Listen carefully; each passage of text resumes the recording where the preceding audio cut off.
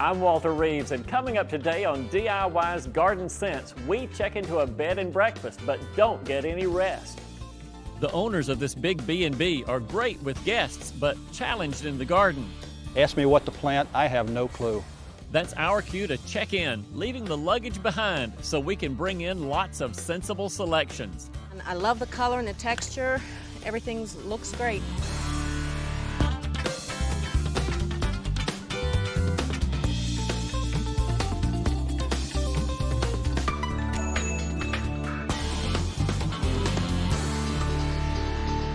When your home is your business, the pressure is on to keep things looking great both inside and out. That's the case for one hard-working couple who have transformed their historic home into a delightful bed and breakfast. The interior rehab looks great, but the garden isn't a space the guests can enjoy. That's my cue to check in and help create a new outdoor room at the end. Hi Walter, I'm Bill. And I'm Jenny. We're the Woodruffs, and welcome to our home. This is a 1905 Queen Anne Victorian. We currently have a bed and breakfast and very little time for gardening, and now we're presented with a new challenge, which is the project we hope to finish with you, and that's the side yard, which is all total shade.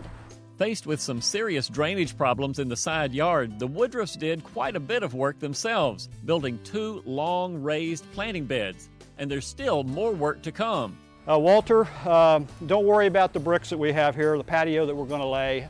We're going to do that before you get involved, but we're looking forward to your expert advice on what we can do with the gardening part of our project.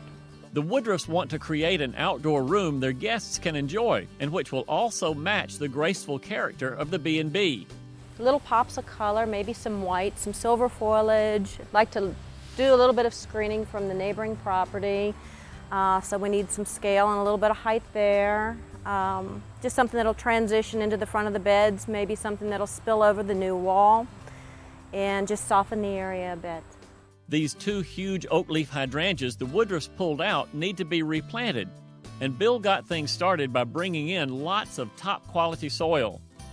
While Jenny and Bill admit this space looks like a mess now, their hope is that with our help, this century-old gym with 20 rooms inside will have 1 more room outside. A beautiful house and a great side yard. I think Jenny and Bill will be really happy with the plan to add some extra room to their end. So here are some sensible guidelines for gardening around a historic home like the Woodruffs. First, respect the architecture and the existing plantings. Whenever you're gardening at a historic home, you have to pay attention both to what's already planted and the style of the home. My selections are tied closely to the home's history. Second, with all the shade, we're selecting plants that look their best in moderate light. Now, I'm not just talking about plants that simply survive without a lot of sunlight. Plants I'm using, like leucothea, actually look their best when planted in the shade. And finally, I'll be using some slightly finicky varieties, so providing better soil is a smart move. Bill was really wise to add lots of very, very good soil to that side yard. Let's take a look at my plan for Jenny and Bill's yard. We'll be filling in the 2 raised beds and creating a new one in front. We're going to replant the oak leaf hydrangeas Jenny and Bill so meticulously saved, putting them in the corners of the room. For the back wall, we'll plant 3 white catawba rhododendrons. The big green leaves will add year-round interest. In front of the rhododendrons, 2 boudoir azaleas and 2 emerald gaiety euonymus. All along the fence, we'll plant a row of northern bayberry shrubs that will grow tall despite the shade. And finally, in front, more shrubs and lots of flowers, more than a dozen colorful and beautiful selections. You'll find my complete nursery shopping list online right now at DIYnetwork.com. Just type in your zip code to get the zone-specific information you need to start gardening sensibly where you live. So the house was built when, Bill? It was built in 1905. 1905, 100 years, good heavens. This wonderful old house has a new addition. As promised, Bill installed the brick patio. But before we can start gardening, we need to do some housekeeping. You know, Bill, the first thing that I see that needs doing is taking away this limb because it's just too low. It's too much shade. It's going to be in our way as we work back here. Yeah. So here's some pruners. Okay. And I'll get a shovel and we'll start work. Okay.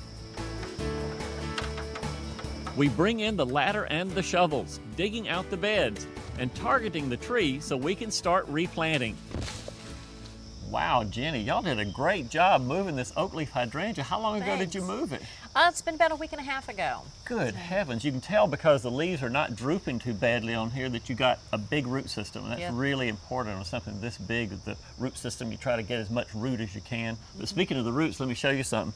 If you put a plant like this in a pot that doesn't have any drainage on it, if you had heavy rain like we had a couple of days ago, you see all the water that has accumulated there? It's quite a bit. I know that oak leaf hydrangea gets root rot very easily, and the water around the roots could be a bad thing. Okay. So first thing we have to do here is drain it. We'll get some help. We'll pick it up, put it on the cart, and get it back in the ground where the roots really will be a lot healthier. Good. Hydrangea gets moving, and so do we. When we come back, Bill starts building the walls.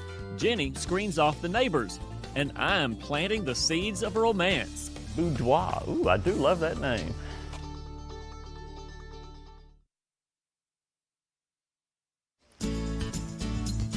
Back now to this Queen Anne bed and breakfast, where the first guests are entering our outdoor room.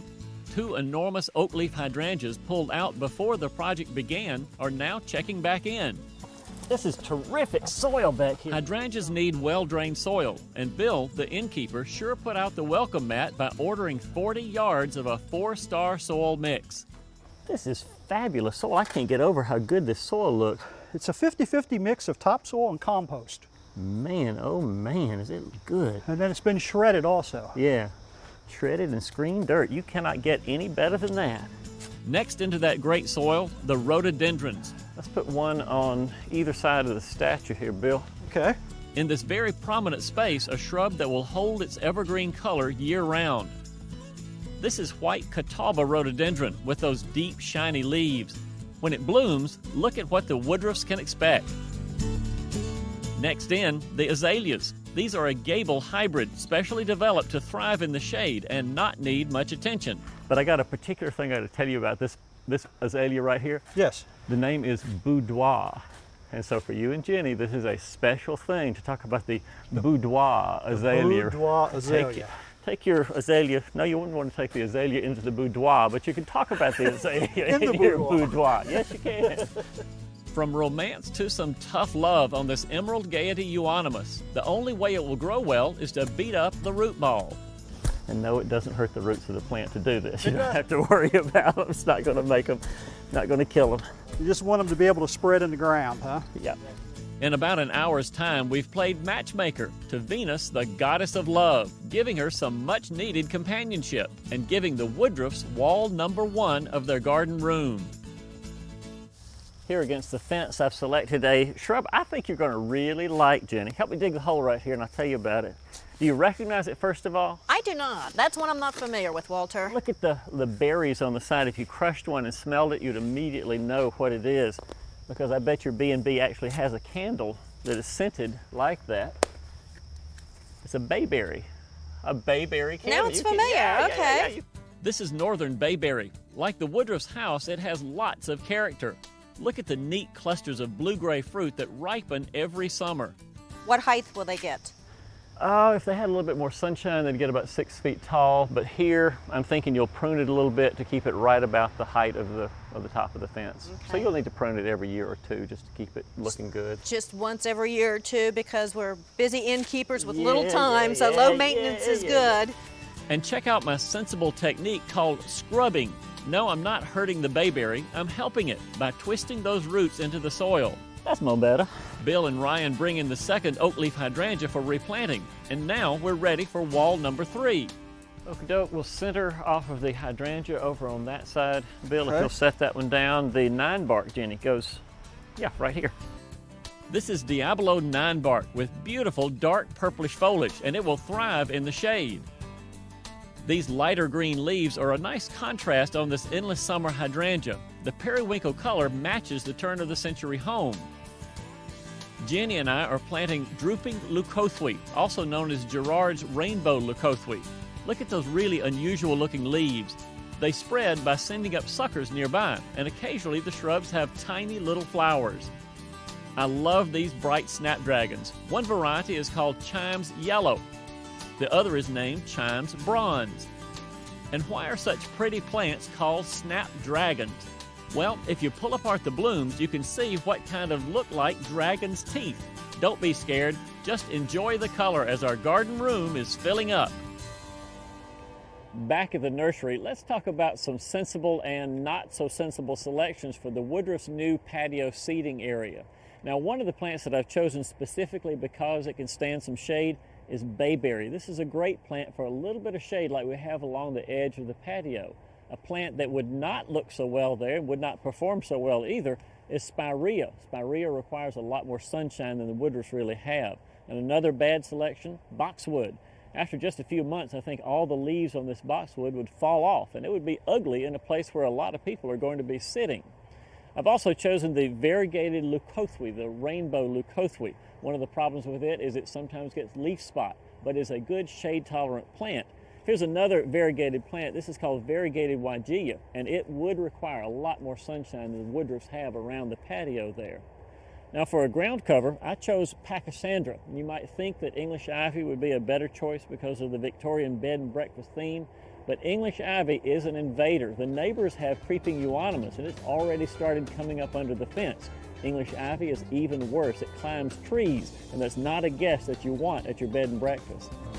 When we come back, a parade of plants brings even more color, but a walk in front uncovers some problems. This year they really did yellow up on me. And Bill hits the road after learning some of his much-loved grass has checked out for good.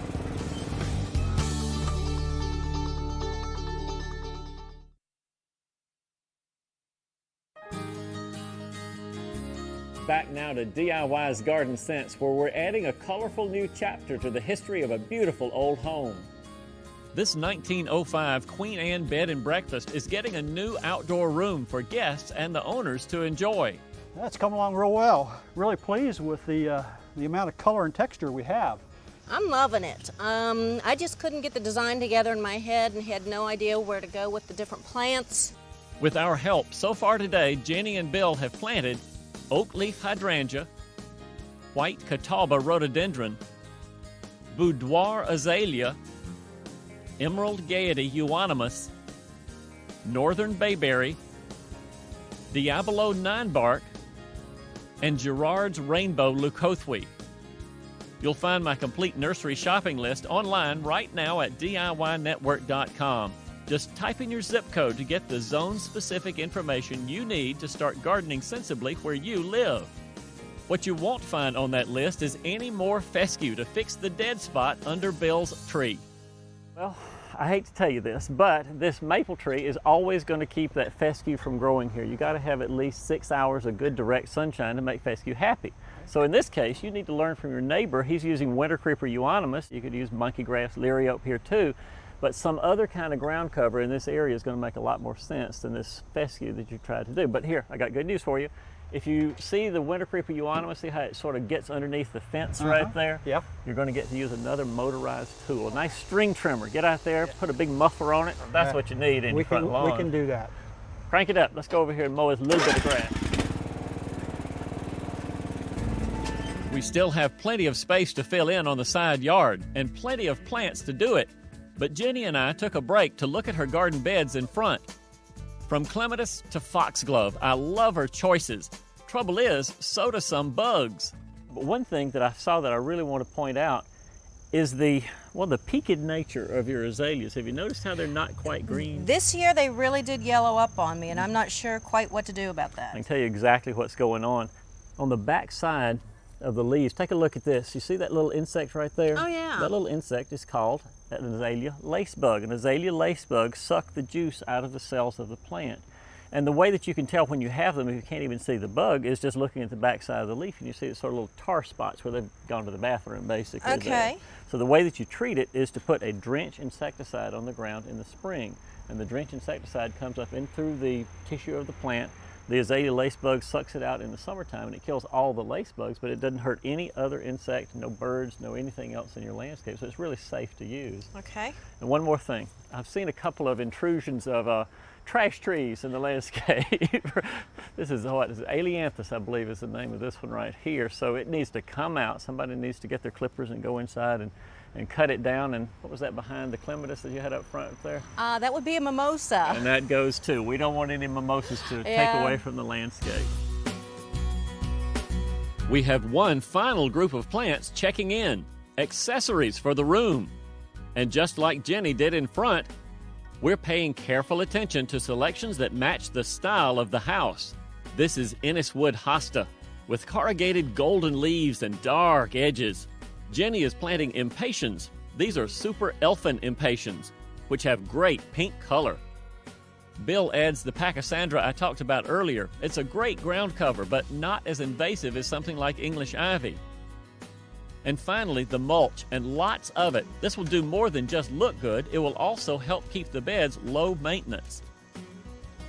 There's some cleanup to do, and then we bring in some long-term guests for the room.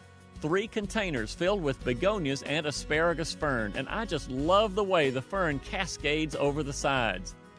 For us, our stay at the inn is almost over, as checkout time is fast approaching.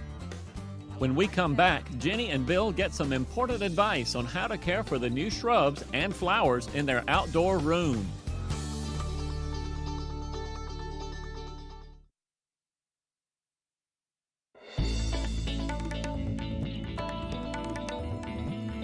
Our day of gardening moved pretty quickly, about 6 hours of work, thanks to the fact that the beds were ready for planting with plenty of that 4-star soil. We chose sensible selections honoring the history of this 100-year-old house, and now the furniture is in place, ready for guests. In a moment, you'll see what Bill and Jenny think of their day of sensible gardening. But first, let's talk about some of the project details. 2 things made this project so much easier. The space was cleared and it had great soil. Bill chose to go with a garden mix instead of topsoil. Topsoil is good, but a screened garden mix is great. It's also more expensive, about $10 more per cubic yard. But if you ask me, it's well worth the investment. Now, we spent a lot of money on plants here, $1,270 total. We bought a lot of shrubs to create our walls. The 9 bayberries alone account for $360 of that cost. And as far as one of the least expensive, one of the plants that gave us the greatest pop of color were the snapdragons, and they were the cheapest plants on the plan. They cost us $3 a pot. We used 17 new varieties in hardiness zone 6. You can learn more about them by going to DIYnetwork.com. Check out Gardening by Zip Code to find out how the plants will do in your part of the country.